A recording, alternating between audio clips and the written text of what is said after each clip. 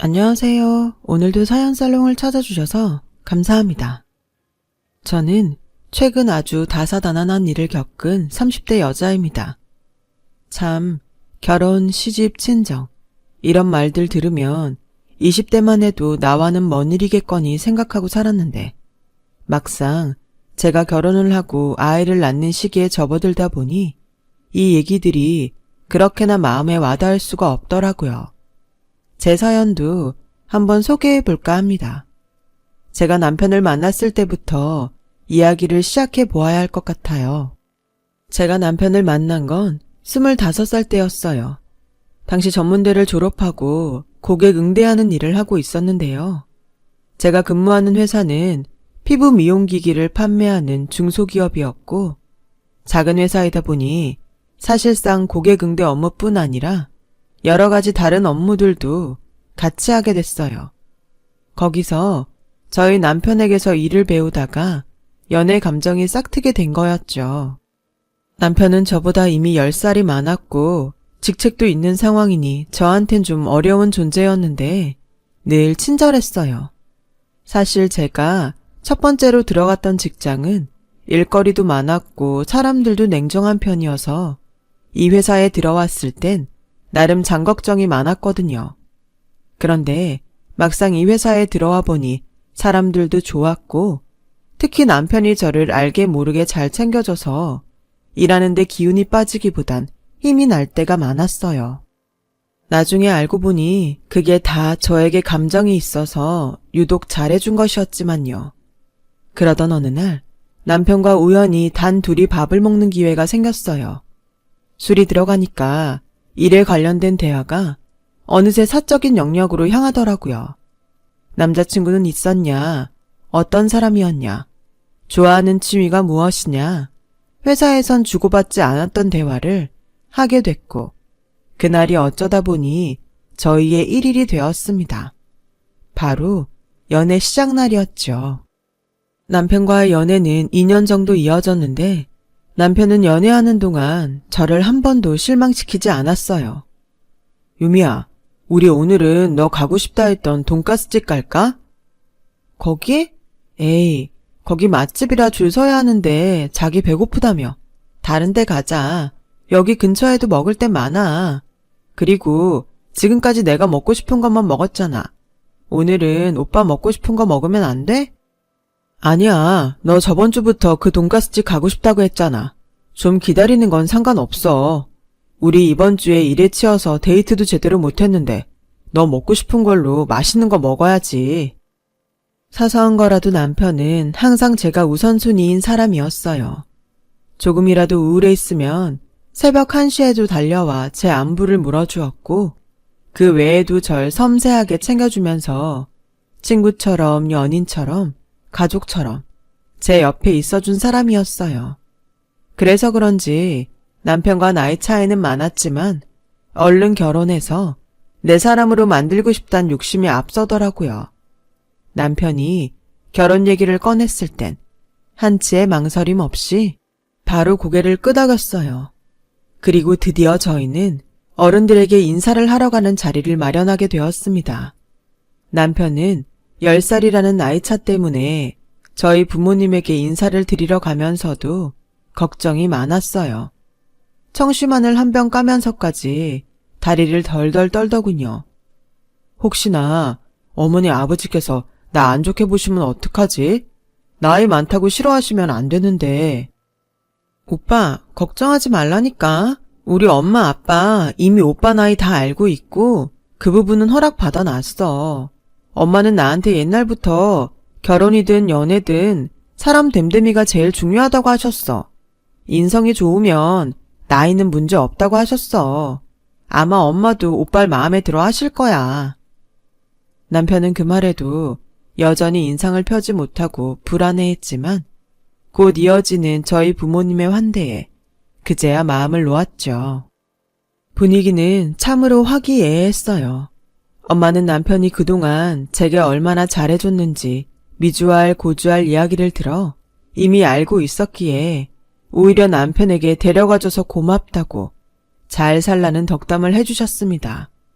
무뚝뚝한 아빠도 별 말씀은 안 하셨지만 마음에 들어하는 눈치셨어요. 그런데 문제는 시댁이었어요. 솔직히 저도 남편처럼 걱정이 되긴 했어요.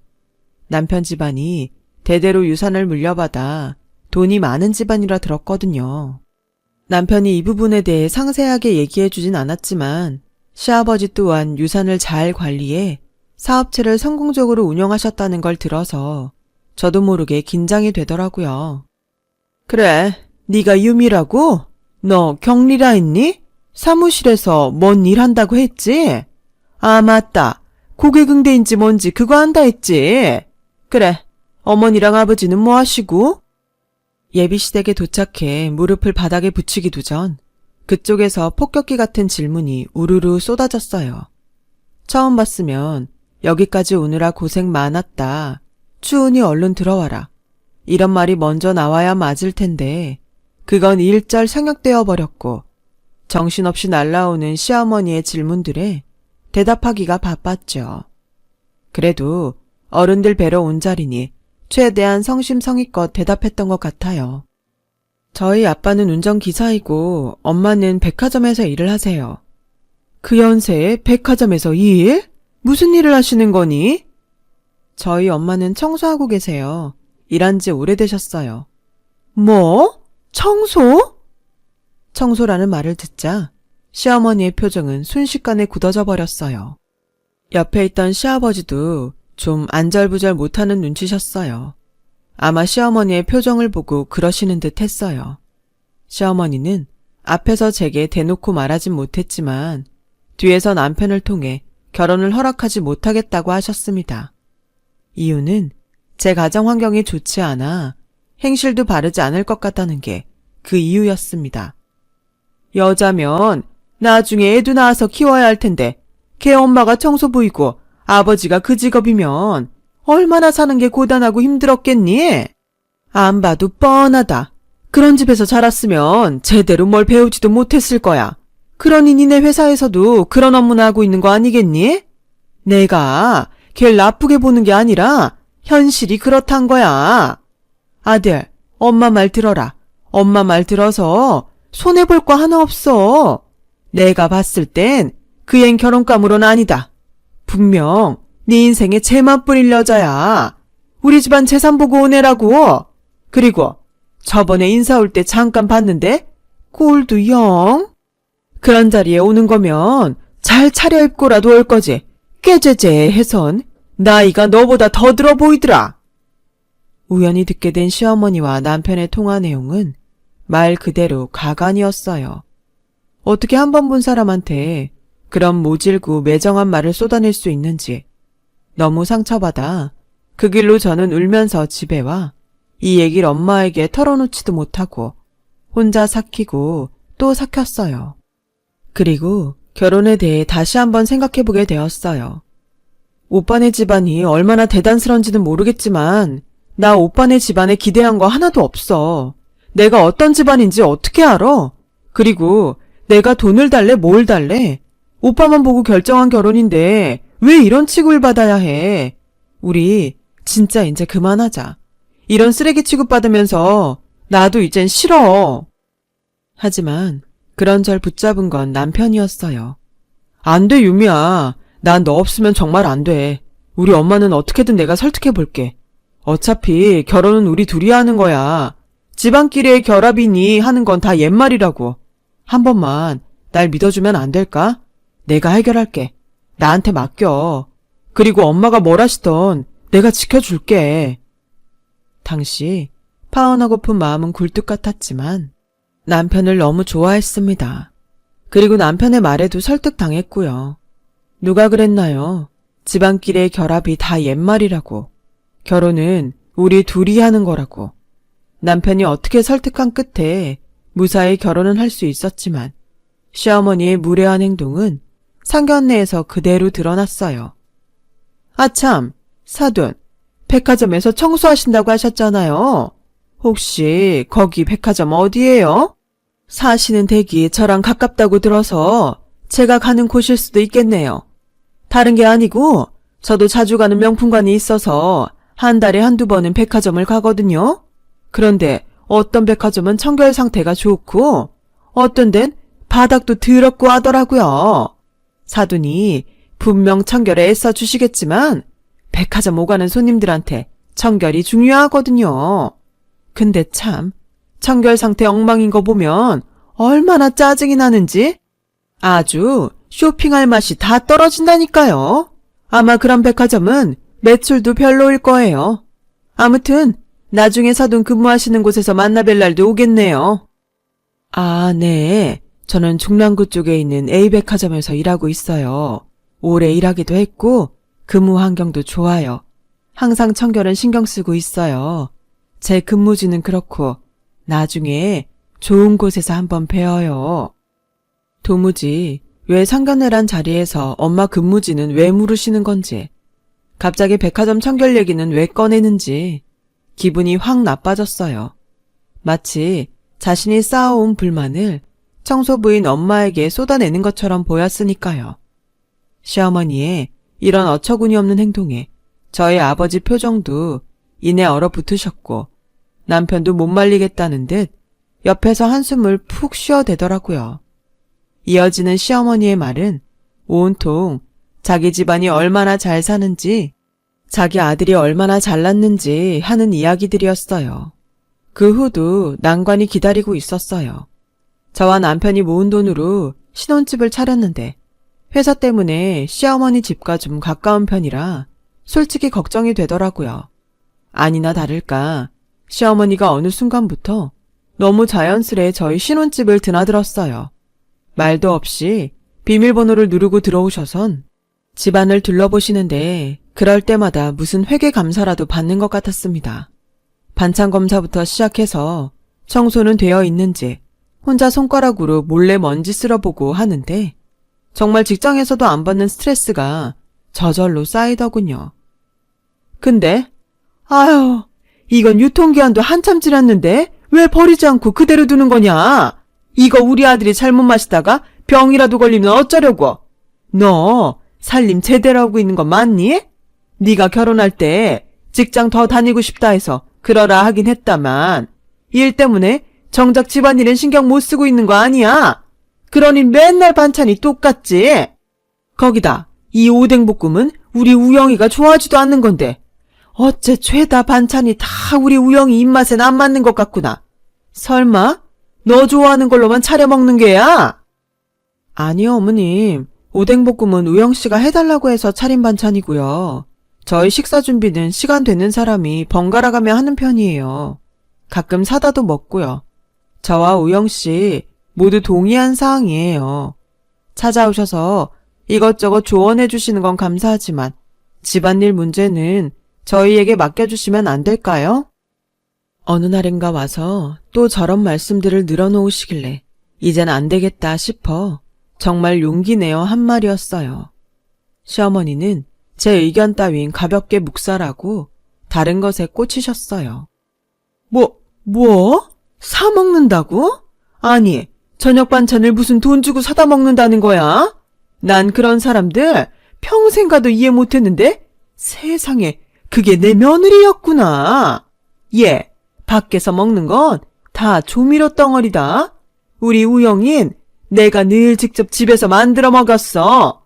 아무리 바빠도 그리 정성껏 먹여 키웠는데 이제 와 사 먹는다니?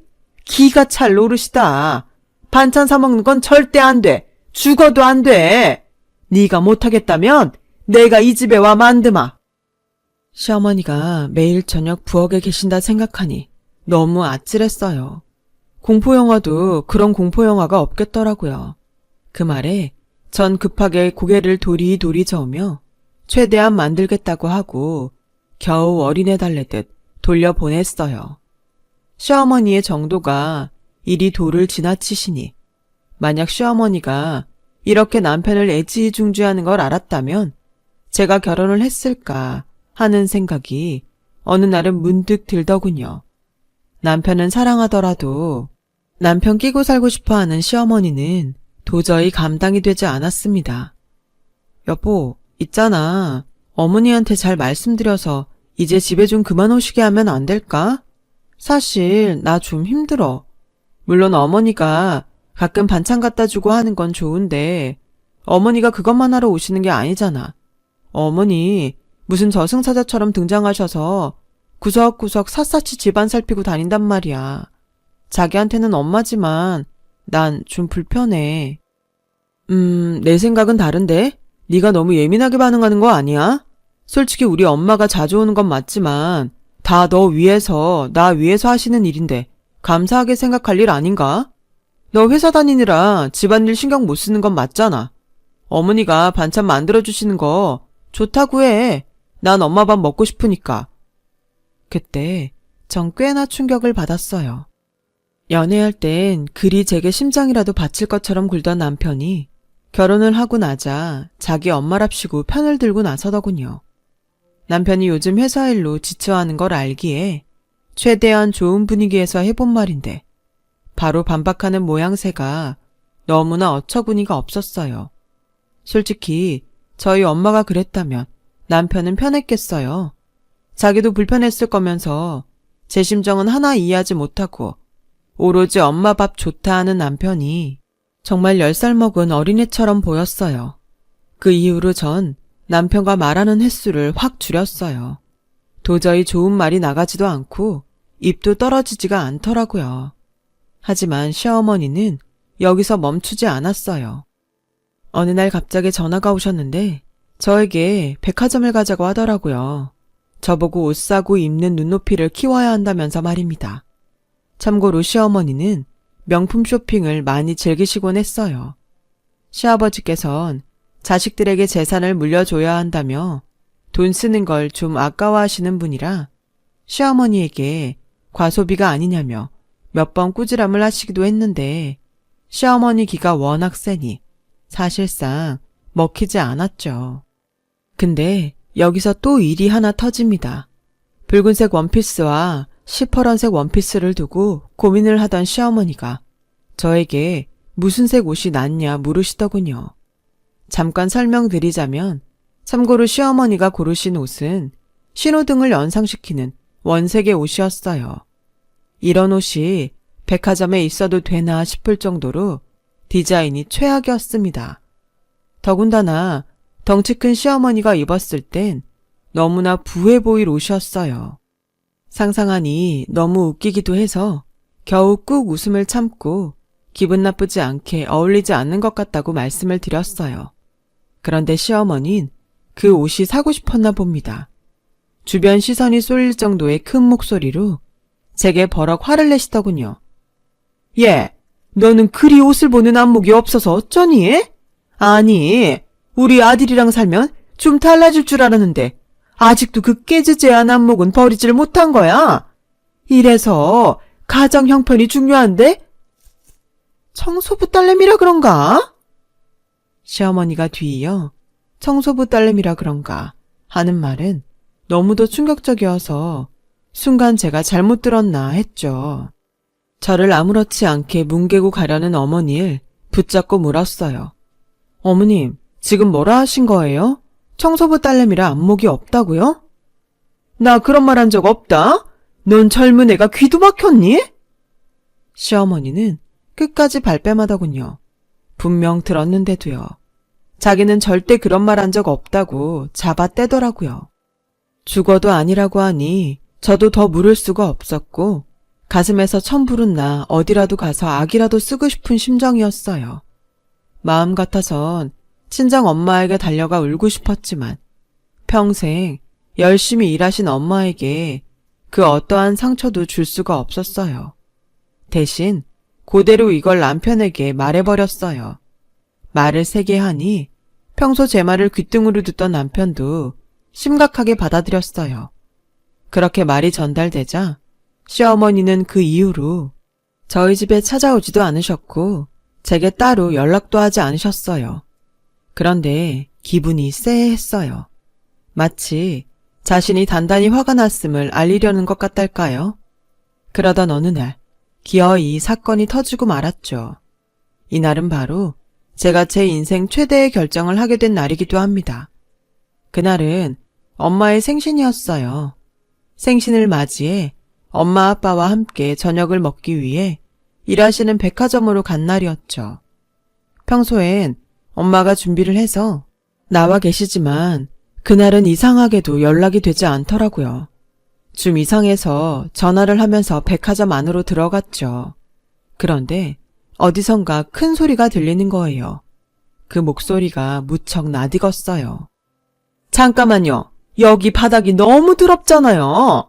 아니, 도대체 바닥 청소를 어찌 하는 거예요? 아우, 이 먼지 봐, 먼지. 얼른 못 닦아요. 아니, 이 바닥 위에서 내가 쇼핑을 하고 싶겠어요? 대체 일하는 사람들은 왜 이리 일에 책임감이 없는 거야? 보니까 시어머니가 청소하시는 분을 붙잡고 버럭거리고 계시는 거였어요. 주변 사람들 시선이 모두 그쪽으로 쏠려 있었고요.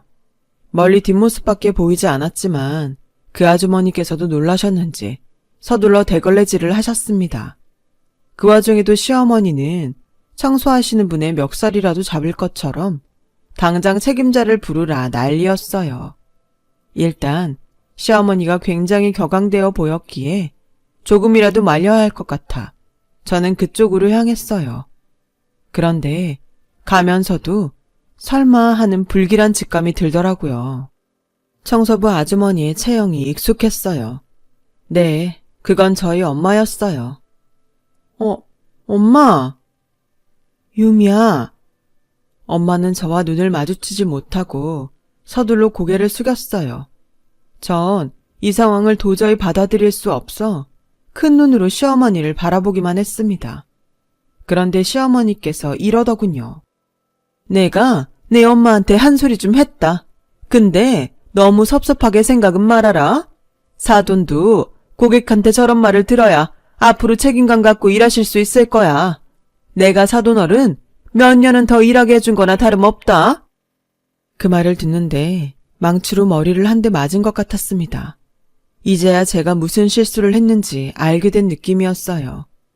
이 집안의 며느리로 산 게 실수였죠.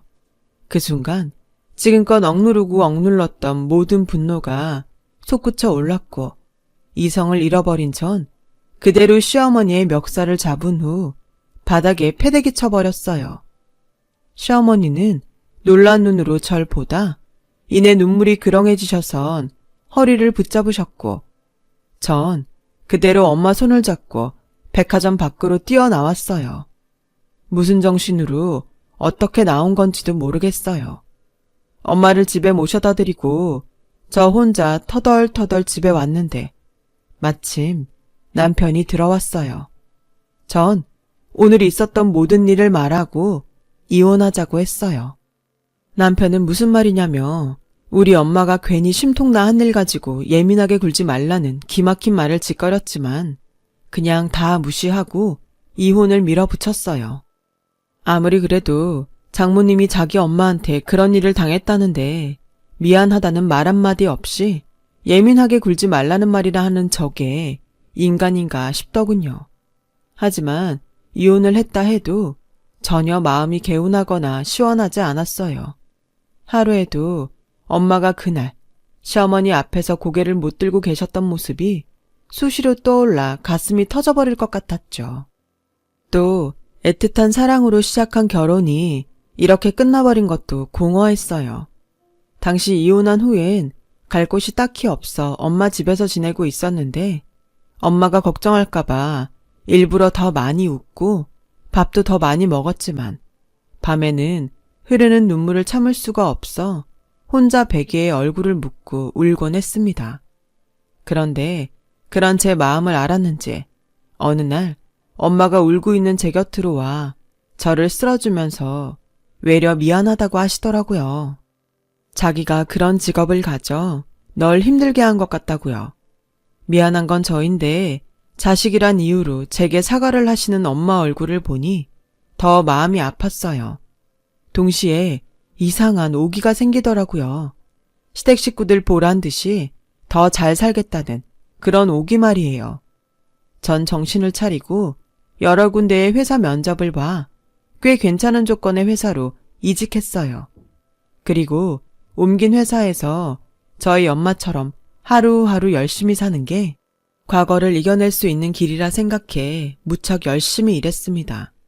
성실히 살다 보니 일적으로도 좋은 기회가 찾아오더라고요. 그렇게 바쁜 생활을 하면서 기억 속에서 서서히 전 남편, 전 시댁은 모두 잊혀져 가는 듯 했어요. 그러던 어느 날 시어머니의 소식을 알 수 있는 길이 생겼습니다. 집에 돌아왔는데 엄마의 안색이 좋지 않더라고요. 밥을 먹는 절 보면서도 무언가 할 말이 있는 듯 했어요.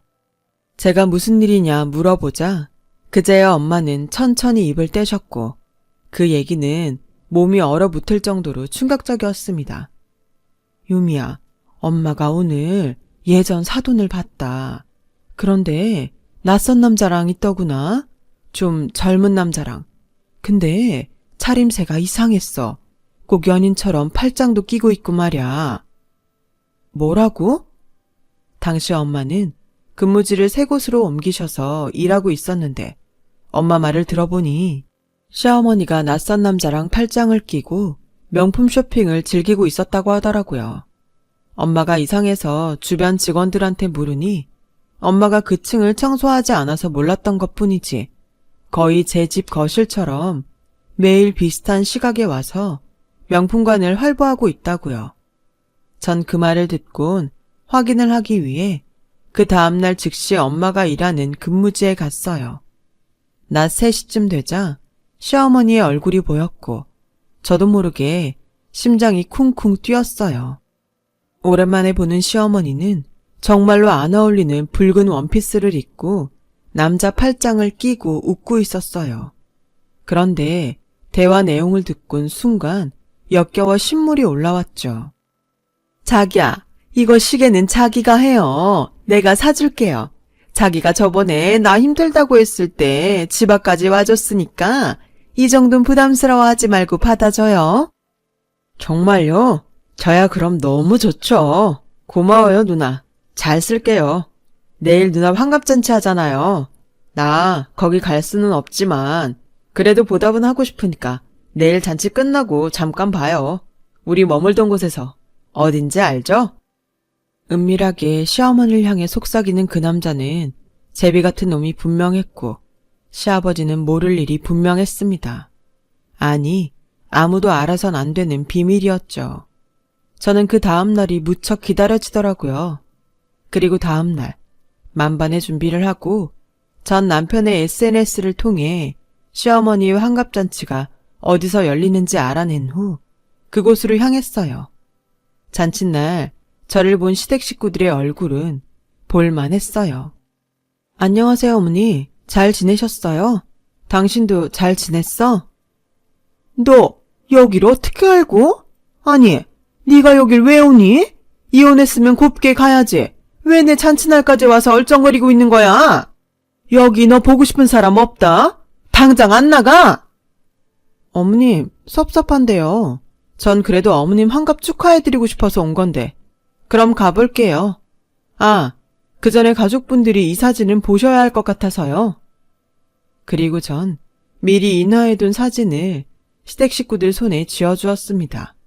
시어머니와 유흥업소 남자가 팔짱 끼고 명품관 도는 사진, 그 두 사람이 호텔로 들어가는 사진, 스킨십을 하는 사진이었죠. 사진을 확인한 시아버지의 얼굴은 곧바로 사색이 되셨고 전 남편의 입에서도 한숨이 흘러나왔어요. 당신 아직도 여기를 드나드는 거야? 끝난 게 아니었어? 여보, 용서해주세요. 내가 이렇게 무릎 꿇고 빌게요. 제발요. 그냥 한번 만난 거예요. 하도 만나달라 해서 어쩔 수 없이 저도 끌려나간 거라고요. 입 안 다물어. 어디서 천하게 그 나이 먹고 이런 남자랑 어울려 다녀? 그것도 대낮에. 사람들 보기 망신스럽지도 않았어. 당장 오늘부로 짐 싸서 나가. 돈 한 푼 안 줄 거니 그리 알고. 내 눈앞에서 당장 사라지라니까 뭐하고 서 있어. 여보, 제발요. 시아버지가 무섭게 호통을 치시자 시어머니는 무릎을 꿇고 자신을 버리지 말라며 온갖 말들을 쏟아냈어요. 전 남편은 얼굴을 감싸고 괴로워하고 있었고요. 시어머니의 통곡 소리가 울려 퍼지자 전 이걸로 됐다 싶어 거길 나와버렸어요. 제가 만든 소란이긴 했지만 더 이상 이 소란에 끼어들고 싶지 않더라고요. 그날 이후 전 남편은 제게 어쩜 그럴 수 있냐고 욕설 섞인 문자를 보내긴 했지만 가볍게 무시해줬어요. 요즘 저는 아주 잘 살고 있어요. 시원하게 복수를 해서 그런지 밥도 잘 넘어가고 잠도 잘 와요. 잊었다 해도 나름 마음에 아물지 않은 상처가 있었는데 이런 일로 복수하게 되었으니 저절로 아문 느낌입니다. 정말 사람은 자기가 하는 대로 받는 것 같아요. 지금까지 이야기 들어주신 분들 감사드립니다. 모두 마음 아프신 일 없이 평안히 지내셨으면 해요. 여러분, 사연 댓글에 응원과 현명한 조언 부탁드려요. 좋아요와 구독은 저에게 큰 힘이 됩니다. 오늘도 좋은 일 가득하세요.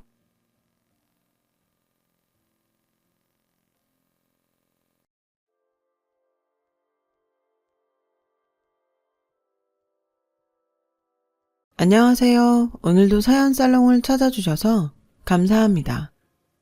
30대 기혼 여성이에요. 저는 불과 5년 전만 해도 형제가 없었어요. 제가 10살 때 친정엄마가 아빠와 이혼을 하셔서 줄곧 혼자였거든요. 저희 엄마는 입버릇처럼 툭 하면 자신이 아빠 때문에 인생이 망가졌다고 신세한탄을 하셨어요.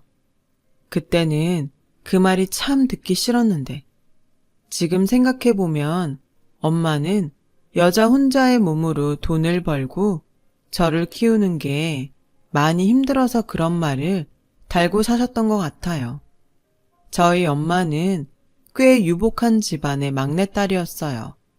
고등학교를 졸업하고 줄곧 신부 수업만 받았던 엄마는 사회 경험도 전혀 없이 아빠를 만나 한눈에 반했고 집안의 반대에도 불구하고 야반도주를 감행해 제대로 식도 올리지 못하고 혼인신고를 하셨다고 했어요.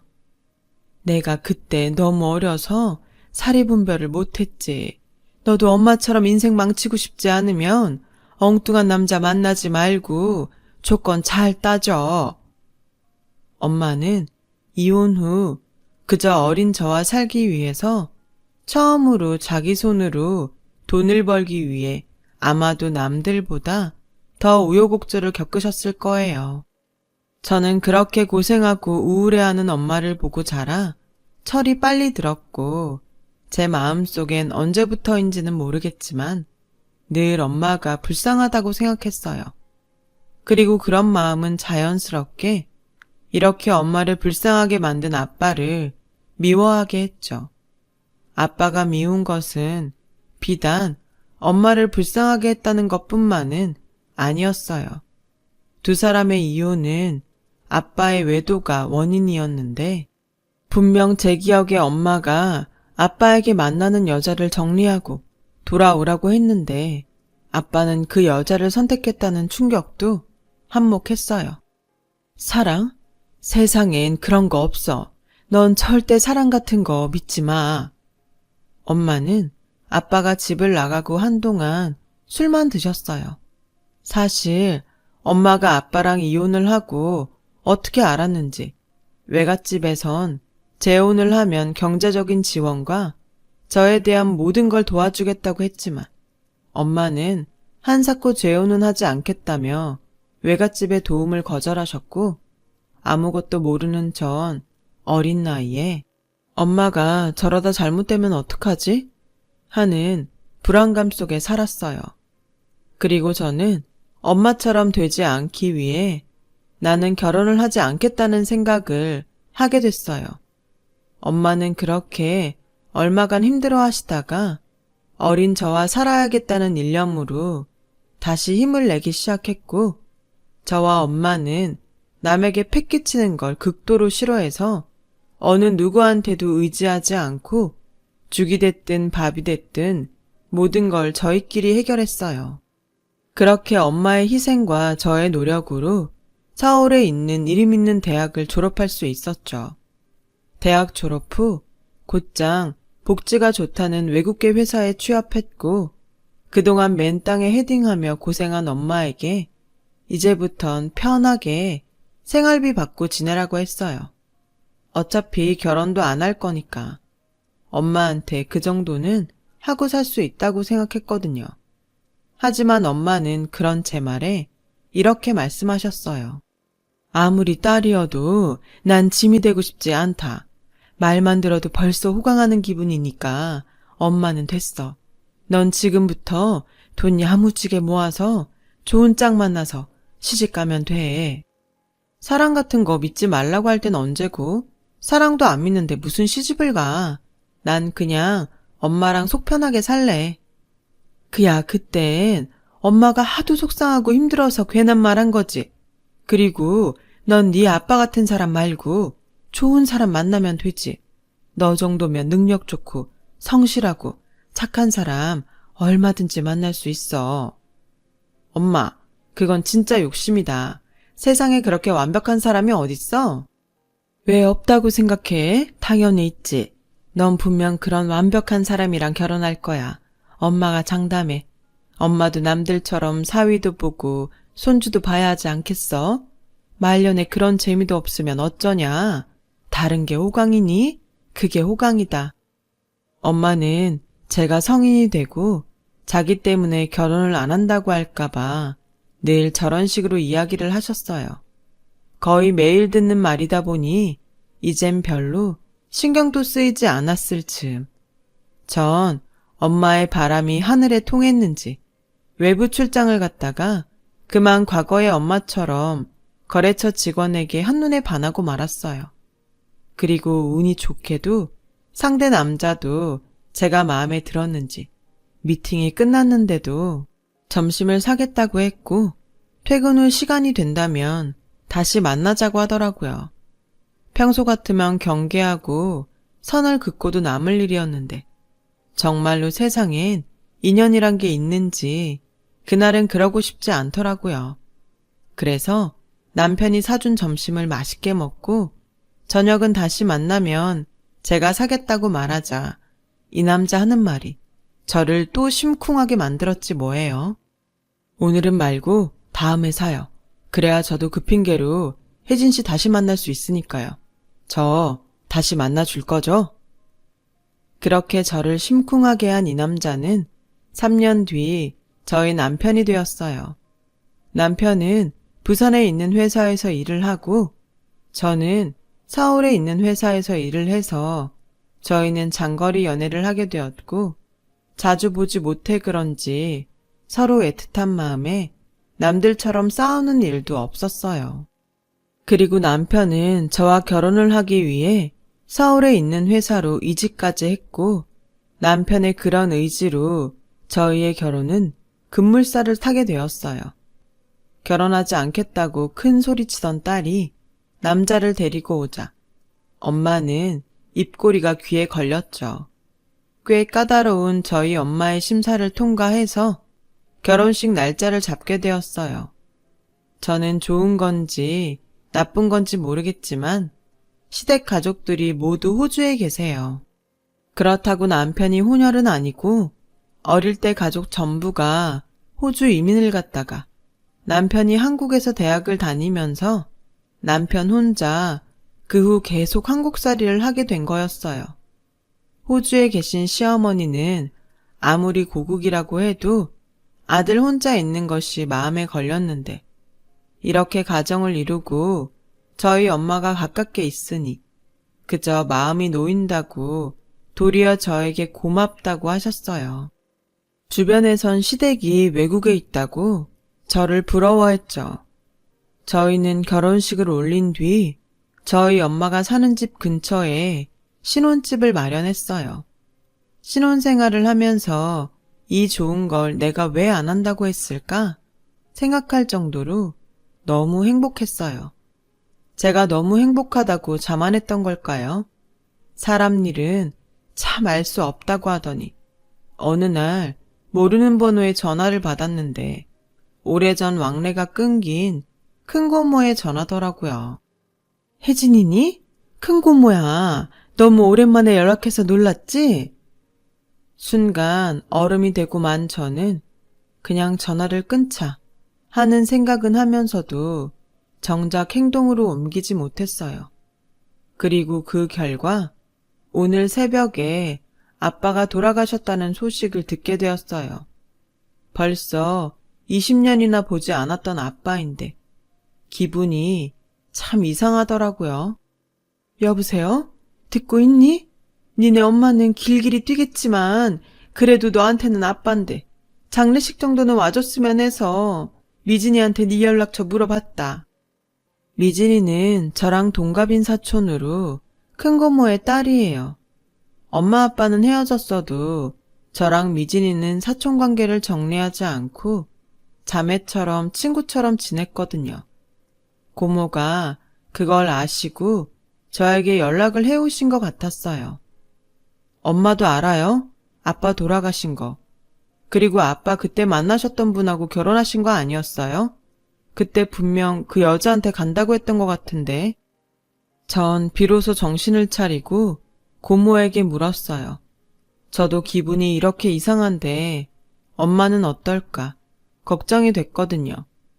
그게 고모가 참 할 말이 많은데 너나 네 엄마가 어떻게 생각할지 몰라서. 고모는 아빠가 돌아가시기 하루 전 들은 말이라며 저에게 이야기를 시작하셨어요. 엄마와 야반도주를 하고 결혼한 아빠를 저희 외갓집에선 끈질기게도 쫓아다니며 헤어지라고 협박했고 그즘 설상가상으로 친할아버지의 도박 빚을 받겠다며 사채업자들까지 아빠를 쫓아다니는 통에 아빠는 엄마와 저를 위해 여자가 생겼다고 거짓말을 하셨대요. 내가 좀 더 빨리 알았으면 어떻게든 네 엄마 찾아가서 내 동생 억울함은 풀어주고 싶었는데 그 입만 무거운 네 아빠 고집에 이렇게 너한테 먼저 말하게 되는구나. 저는 고모의 말을 듣고 정말 어안이 벙벙했어요. 어떻게 사람이 그런 큰 비밀을 안고 몇십 년을 살 수 있었을까요? 모두 다 거짓말처럼 믿기지 않았어요. 하지만 계속되는 고모의 말에 자기만 사라지면 외가댁이 있으니까 엄마와 제가 살아가는데 큰 걱정 없이 살 수 있을 거라고 믿었답니다.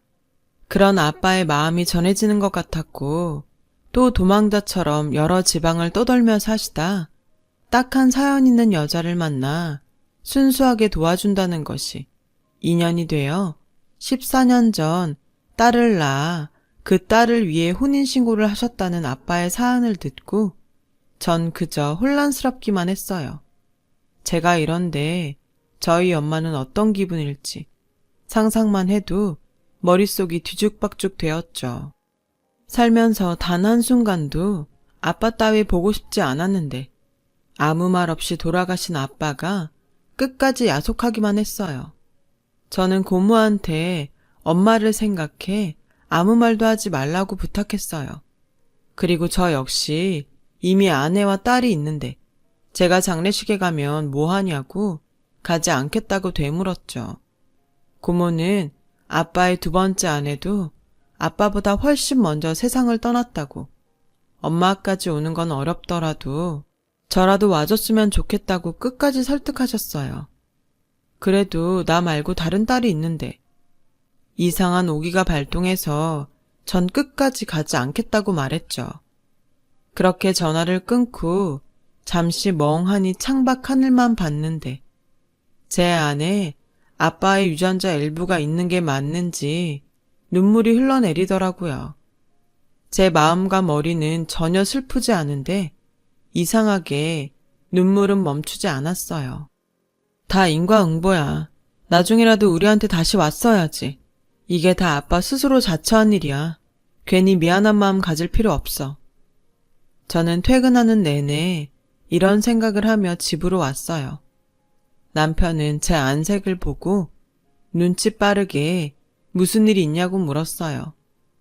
제 이야기를 들은 남편은 잠시 아무 말도 하지 않다가 제 손을 꾹 잡더니 지금이라도 아빠의 장례식장을 가자고 하는 거예요.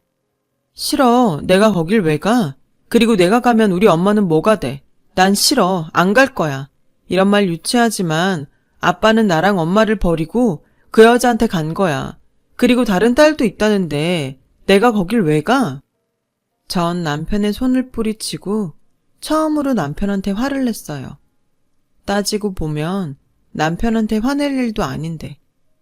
전 감정이 가라앉자 남편 보기가 민망해졌어요. 미안해. 자기한테 화낼 일이 아닌데. 자기가 괜히 거길 가자고 하니까 화가 났어.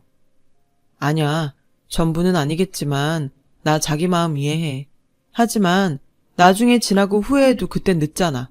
자기 마음이 정 그러면 나 혼자라도 다녀올게. 내가 가장 사랑하는 와이프를 있게 해주신 분인데 난 제대로 인사드리고 싶어. 남편의 말에 어쩔 수 없이 장례식장으로 향했어요.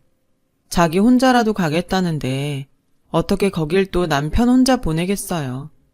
우리 부부는 엄마에겐 절대 말하지 말자고 약속하고 늦은 저녁 손님이 뜸해질 그 틈에 인사만 하고 오기로 했어요.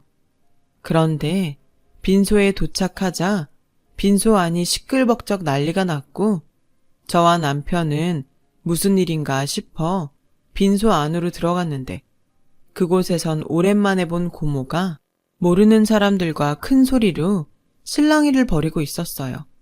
들어보니 고모와 싸우고 있는 그 사람들은 아빠의 두 번째 부인의 가족 같았죠. 그러게, 내가 저딴 놈 만나지 말라고 그렇게 말렸는데 다 자업자득이지. 내 동생 그렇게 죽게 하고 저는 오래오래 행복하게 살 줄 알았어. 무슨 말을 그렇게 해요. 내 동생이 그쪽 동생한테 어떻게 했는데, 지 마누라랑 지 새끼도 떼놓고 내 동생이 어떻게 살았는데 무슨 악담을 해도 그렇게 해요. 그러게, 누가 그러래? 저놈만 아니었어도 내 동생 부잣집에 시집가서 사모님 소리 듣고 살았어. 오빠라는 사람이 자기 동생 70 먹은 노인이랑 결혼시키려고 한 게 자랑이에요?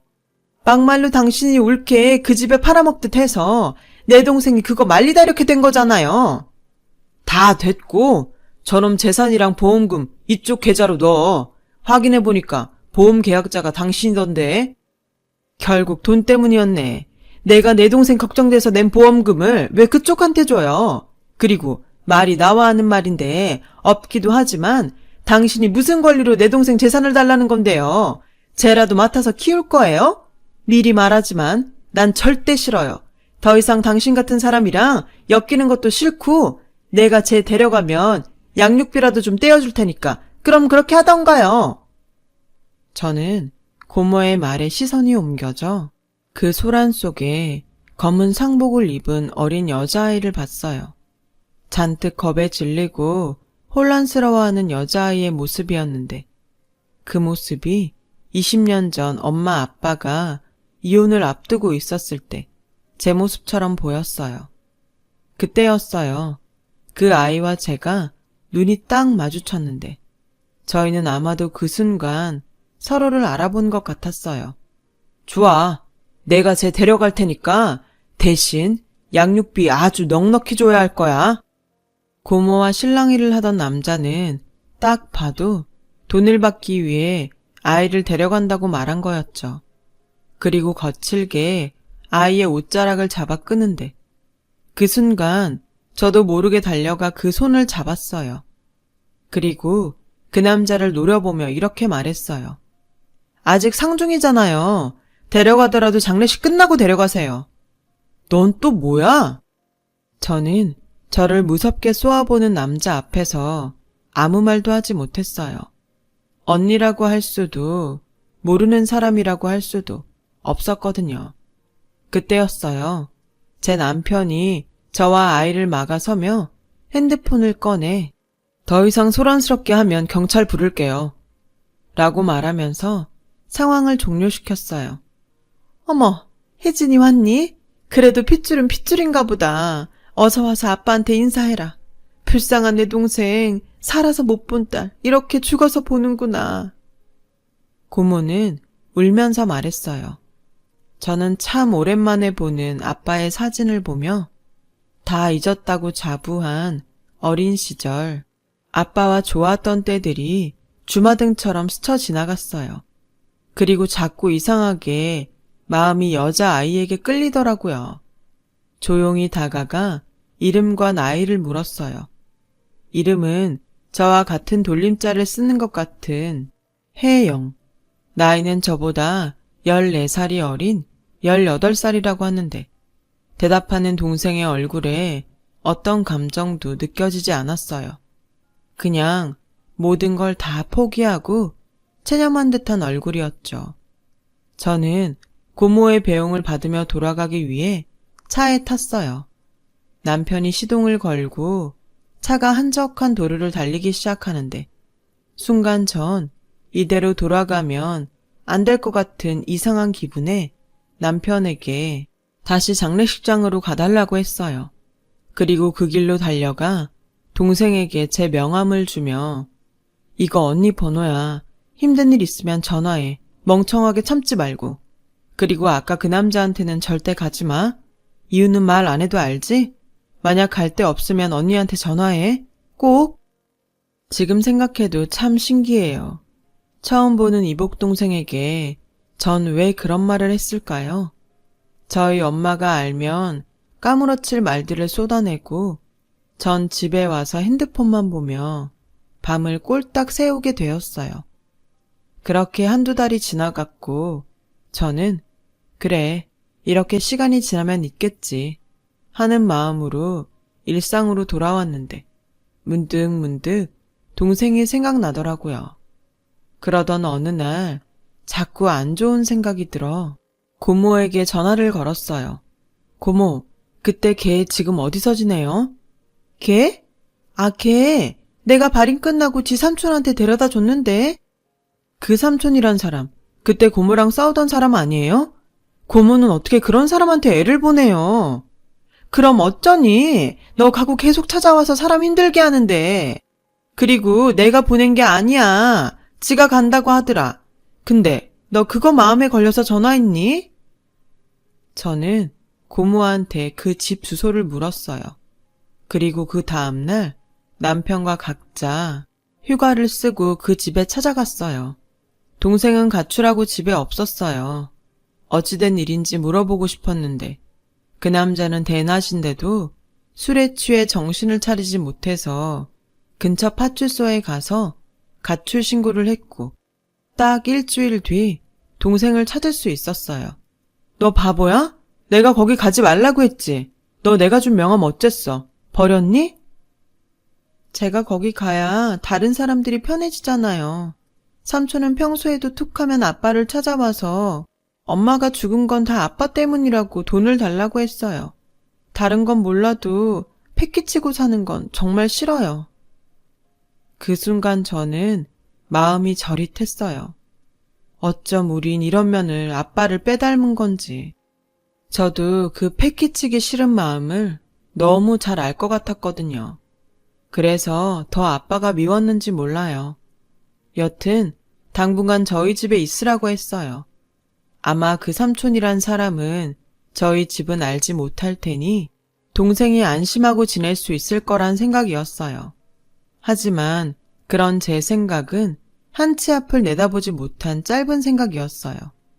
다음 날 저희 엄마는 과일을 너무 많이 샀다며 연락도 없이 저희 집에 가셨고 저와 남편도 없이 동생을 딱 마주하게 되었어요. 어머, 남의 집에 누구? 저는 언니 동생.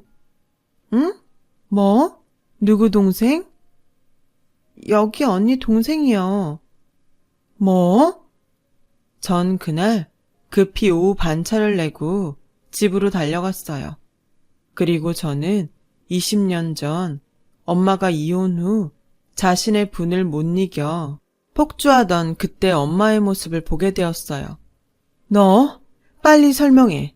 얘가 지금 너 동생이라는데 난 너 말고 딸을 낳은 적이 없잖아. 근데 왜? 얘가 네 동생이라는 거야? 엄마, 진정해. 그냥 언니 동생 하는 사이도 많잖아. 뭘 이렇게 열을 내? 그냥 언니 동생? 넌 지금 이 엄마를 바보 등신으로 하는 거야? 아무래도 엄마는 모든 사실을 이미 알고 있는 듯 제 어설픈 말에 더욱 역정을 냈어요.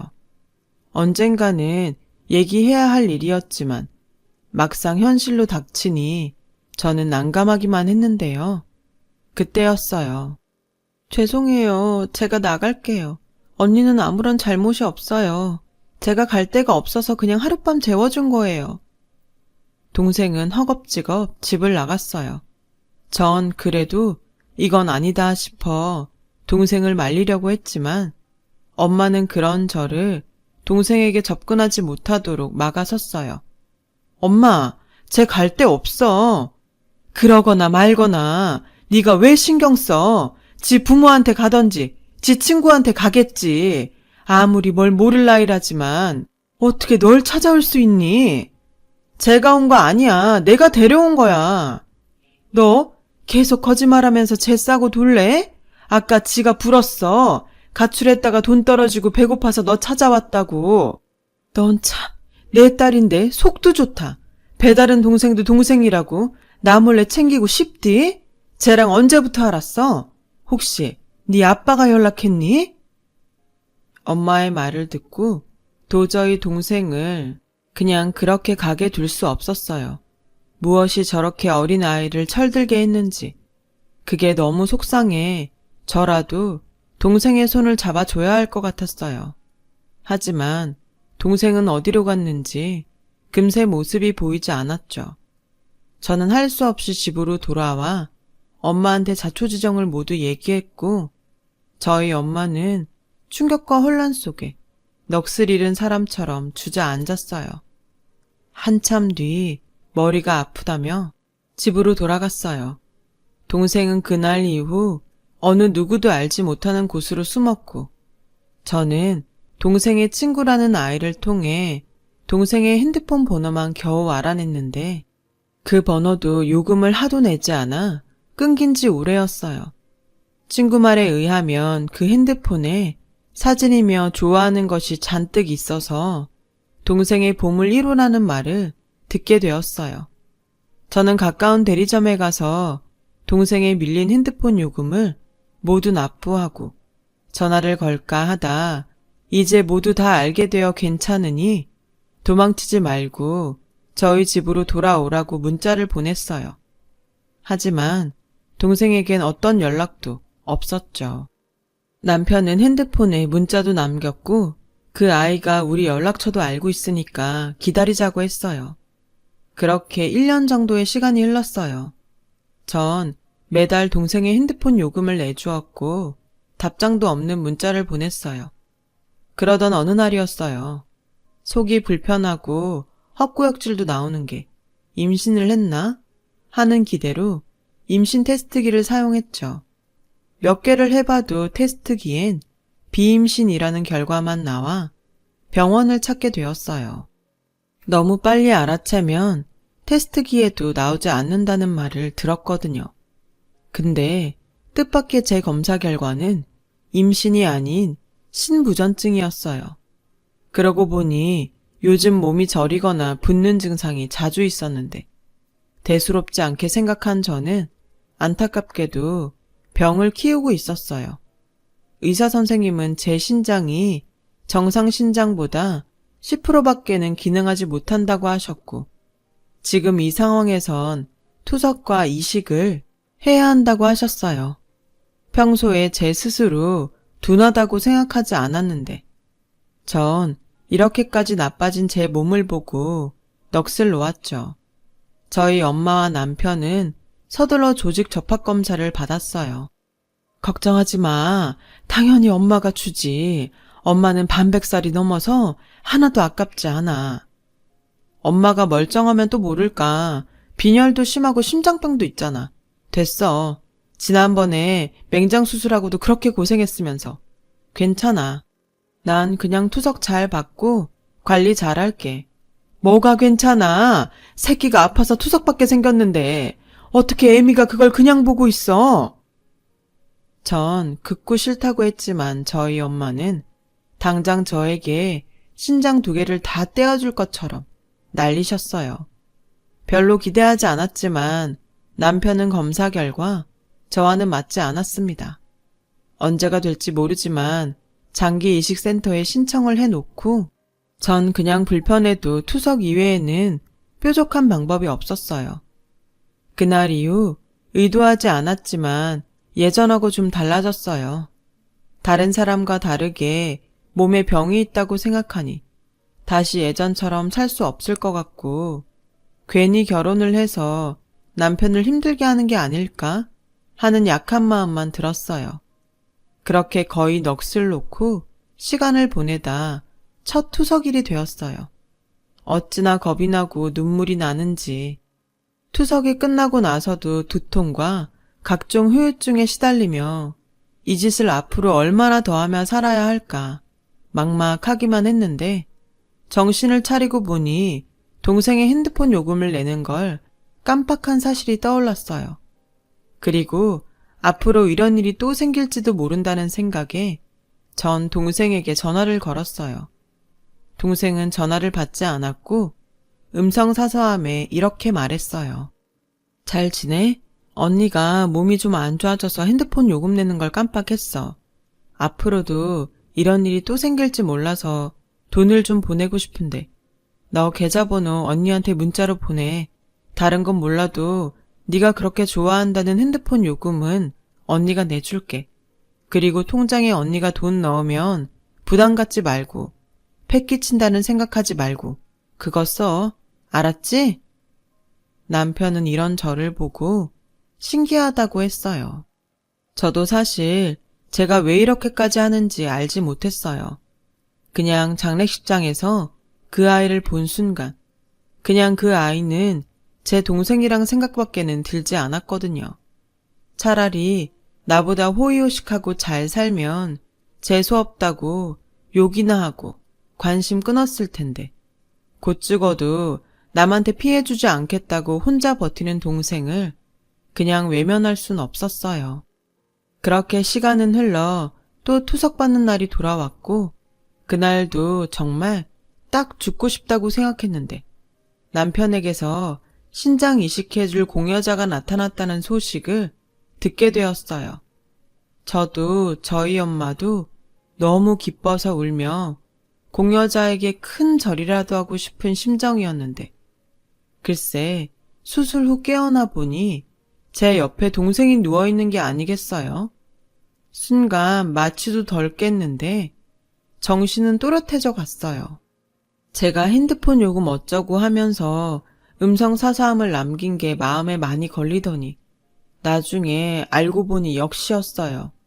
마취를 깨고 남편이 그러더군요. 미안해. 나도 그때는 절박해서 당신 동생이 해보겠다는 걸 말리지 않았어. 어차피 하고 싶어도 조직검사에 맞지 않으면 못하는 거잖아.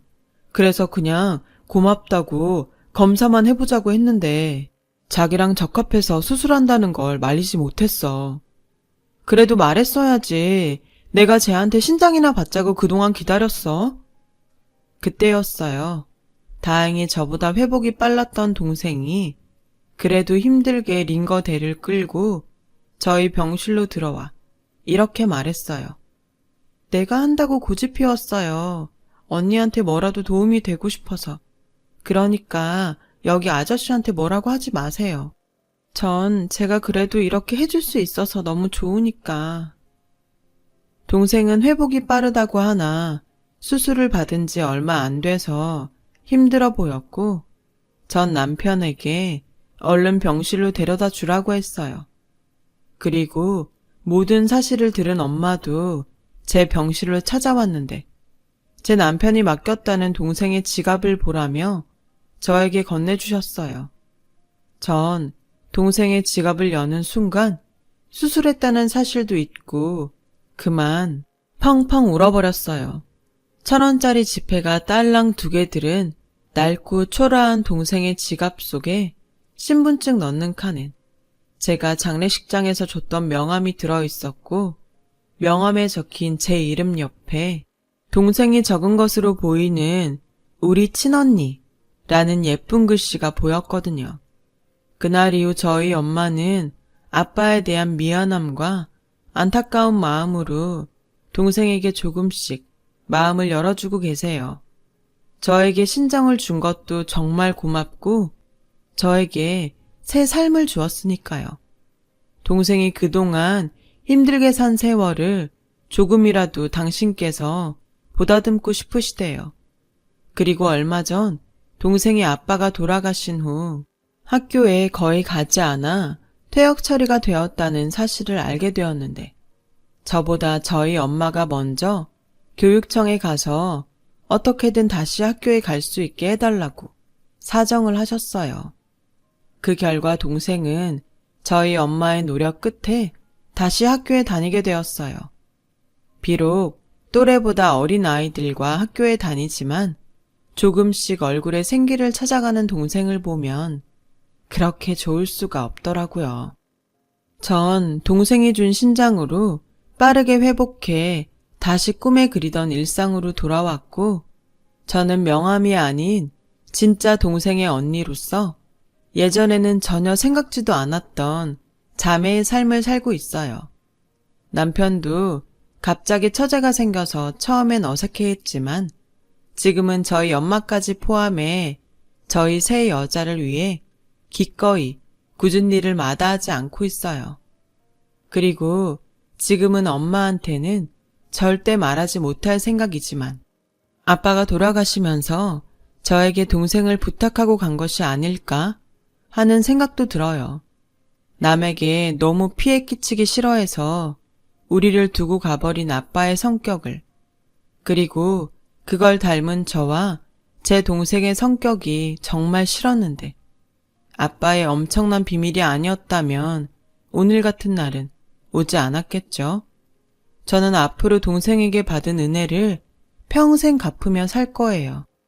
제가 빚진 만큼 그동안 누리지 못했을 평범한 행복을 언니인 제가 꼭 누리게 해주고 싶어요. 지금까지 제 이야기 들어주셔서 감사합니다. 건강하고 행복한 날들만 함께하길 기도하겠습니다. 여러분, 사연 댓글에 응원과 현명한 조언 부탁드려요.